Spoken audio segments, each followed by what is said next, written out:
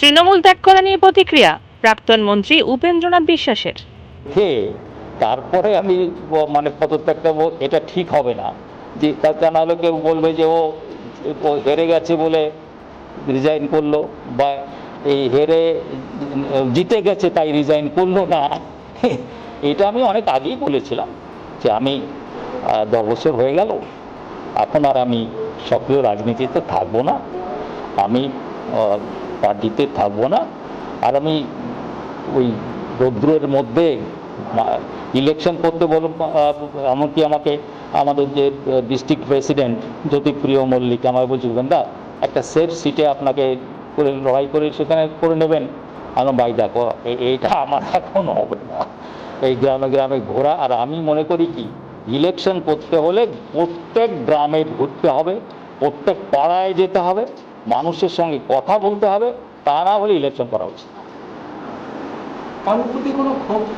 একদম খুব কিছু বৃদ্ধি নাই, কেউ বলতে পারবে না আমাকে যে কার সঙ্গে আমি কথা কাটাকাটি হয়েছি। কোথায় যখন কাজ করেছি তখন অন্য কথা, অনেক সময় গরমাগরম হয়েছে জেলায়।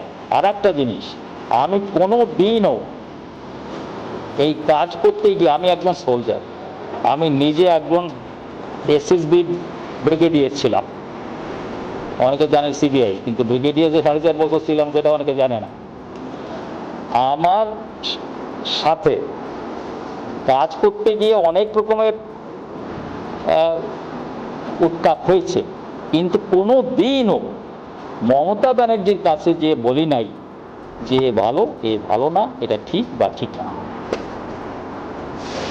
আপনি তো এর আগে রাজ্যের প্রাক্তন মন্ত্রী ছিলেন, আর বর্তমান পরিস্থিতি দাঁড়িয়ে তৃণমূলের অবস্থা কি দেখছেন? তৃণমূলের অবস্থা এটা, আমি তো আর তো গণক না, আর এই ইলেকশন বিশেষজ্ঞ আমি না।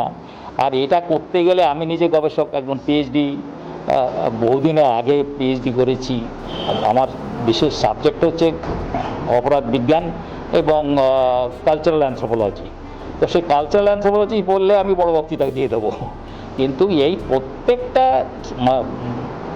এই আমি গণক না, আর এই নির্বাচন বিশেষজ্ঞ না, এইটাতে আমি বলতে পারবো না যে কে জিতবে কে হারবে।